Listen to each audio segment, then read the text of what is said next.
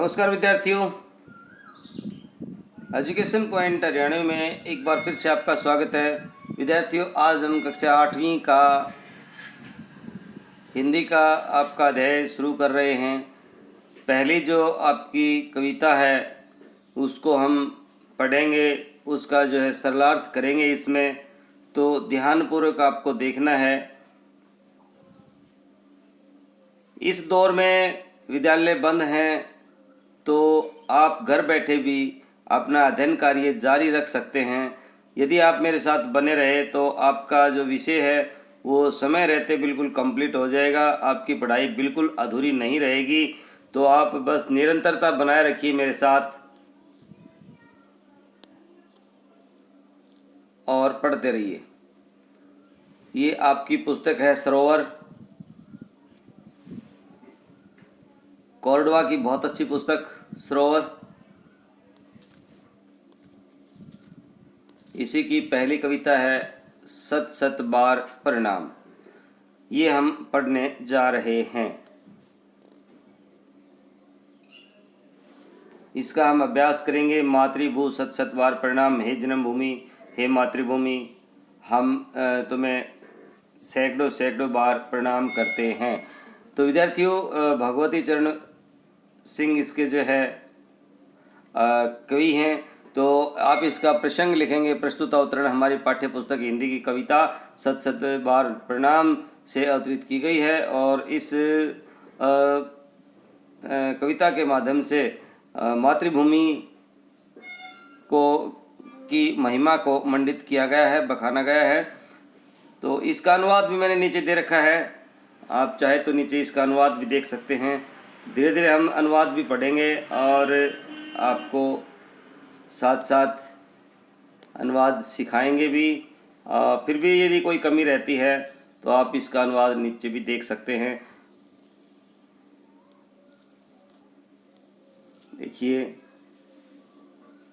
जैसे पहला पद्यांश जो आपका है ये पढ़ते हैं हम कि मातृभू सत सत बार प्रणाम। हे जन्मभूमि, तुम्हें सैकड़ों सैकड़ों प्रणाम। ए अमरों की जननी, तुमको सत सत बार प्रणाम। कि अमर शहीदों को पैदा करने वाली मातृभूमि जन्मभूमि, हम तुम्हें नतमस्तक सत सत बार प्रणाम करते हैं। मातृभूमि सत सत बार प्रणाम। तेरे उर में साहित्य गांधी बुद्ध और राम तेरे हृदय में समाहित हैं, सोए हुए हैं। साहित्य का अर्थ होता है बेटा सोए हुए। गांधी, बुद्ध और राम जैसे पवित्र महान विभूतियाँ हैं जो तुम्हारे हृदय में समाहित हैं। मातृभूमि तुम्हें सत सत प्रणाम, तुम्हें सत सत प्रणाम। हिमगिरी सा उन्नत तो मस्तक, हिमालय के समान जो है तुम्हारा मस्तक है, माथा है, वो दुनिया भर में उठा हुआ है, ऊंचा है। श्रद्धा से तुम्हारा सब नाम लेते हैं। तेरे चरण चूमता सागर, और तेरे चरणों में सागर का जो छलछलाता पानी है वो बहता है। श्वासों में है वेद रचनाएं, और तुम्हारी हर सांस में वेदों की रचनाएं वो समाहित हैं। वाणी में है गीता का स्वर, और तुम्हारी रस भरी वाणी में गीता का स्वर विद्यमान है। ऐ संस्कृति की आदि तपस्विनी तेजस्विनी अभिराम, तुम संस्कृति की तपस्या हो, तेज हो, इसकी शोभा हो। मातृभूमि, हम तुम्हें सत सत बार प्रणाम करते हैं। तो इसका अनुवाद भी देख लीजिए एक बार। मातृभूमि कविता में कवि कहते हैं कि हे मातृभूमि, तुम्हें सौ सौ बार प्रणाम करता हूँ। हे माँ, तू अमरों की जननी है, तुम्हें सत सत बार प्रणाम करता हूँ। हे मातृभूमि, तुम्हें सत सत बार प्रणाम। हे माँ, तुम्हारे हृदय में गांधी, बुद्ध और राम विराजमान है, अतः तुम्हें सत सत बार प्रणाम। कवि ये आपका पहला हो गया। नेक्स्ट जो पद्यांश हम पढ़ते हैं जिसका हमने अभी अनुवाद किया है। पढ़ लिया यहाँ तक। तो हरे भरे हैं खेत सुहाने, फल फूलों से युक्त वन उपवन, तुम्हारे खेतों में चारों तरफ हरियाली है वो छाई हुई है, और खेत जो हैं फल फूलों से युक्त हैं। उपवन बाग बगीचे जो है ना फल फूलों से युक्त हैं। तेरे अंदर भरा हुआ है खनिजों का कितना व्यापक भंडार, क्योंकि हमारी धरती के अंदर असंख्य खनिज पदार्थ हैं वो विद्यमान हैं। मुक्त हस्त से तू बांट रही है, यानी अपने खुले हाथों से खुले दिल से तू लोगों को बांट रही है। सुख संपत्ति धन धाम सुख संपत्ति और धन धाम मतलब निवास स्थान तुम दे रही हो, सबको आश्रय दे रही हो। मातृभूमि तुम्हें सत सत बार प्रणाम। अनुवाद देख लीजिए इसका। कहते कवि भारत की संपदा का बखान करते हुए कहते हैं कि तेरे हरे भरे खेत कितने सुहाने लगते हैं, फल और फलों से युक्त तेरे वन उपवन भरे हुए हैं, बहुत ही अच्छे लगते हैं। कवि भारत की भू में खनिज संपदा की व्यापकता का वर्णन करते हुए कहते हैं कि इस अपार धन को तू हस्तमुक्त से बांट रही है, हमें सुख संपत्ति से सजा रही है, धन धाम दे रही है। अतः हे मातृभूमि, मैं तुम्हें सैकड़ों बार प्रणाम करता हूँ, नमस्कार करता हूँ। अगला पद्यांश पढ़ते हैं।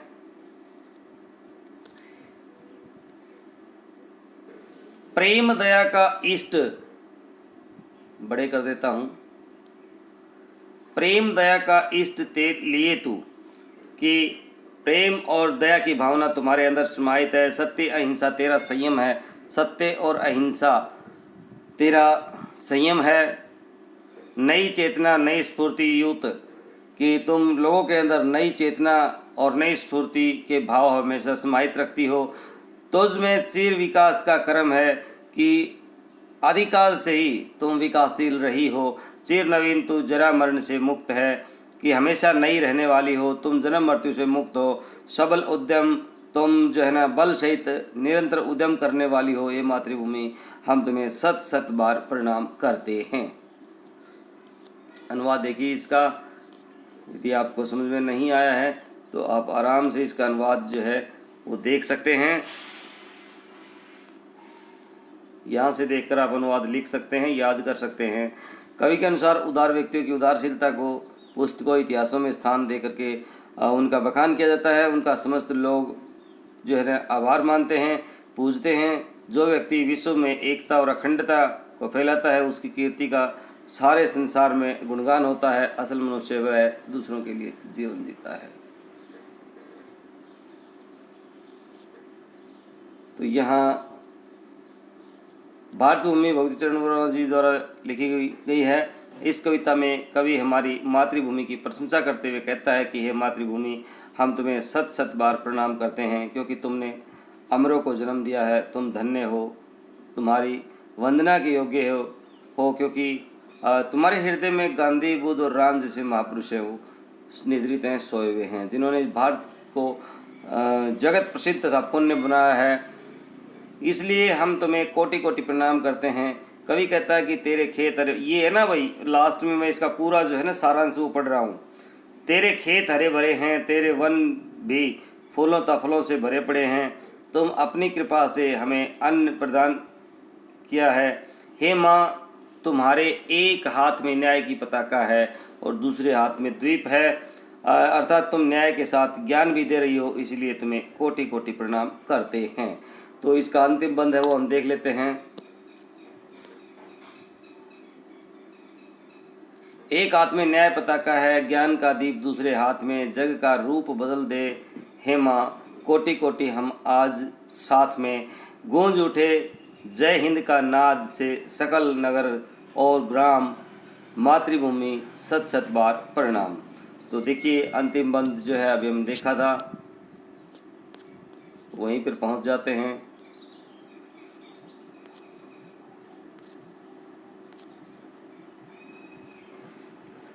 मातृभूमि भगवती चरण वर्मा द्वारा लिखी गई है। इस कविता में कवि अपनी मातृभूमि की प्रशंसा करते हुए कहता है कि मातृभूमि, हम तुम्हें सत सत बार प्रणाम करते हैं, क्योंकि तुमने अमरों को जन्म दिया है। तुम धन्य हो, तुम वंदना के योग्य हो, क्योंकि तुम्हारे हृदय में गांधी, बुद्ध और राम जैसे महापुरुष निद्रित हैं। लास्ट में जो है इसका अंतिम बंद है। इसमें तुमने अपनी कृपा से हमें अन्न प्रदान किया है। माँ, तुम्हारे एक हाथ में न्याय पताका है और दूसरे हाथ में दीप है, अर्थात तुम न्याय के साथ ज्ञान भी दे रही हो, इसलिए तुम्हें हम कोटि कोटि प्रणाम करते हैं।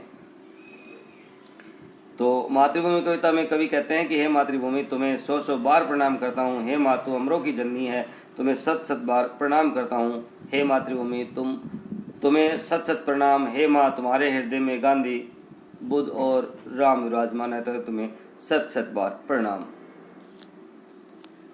वीडियो अच्छा लगा है तो चैनल को सब्सक्राइब करें, लाइक करें और कमेंट बॉक्स में लिख करके ज़रूर बताएं।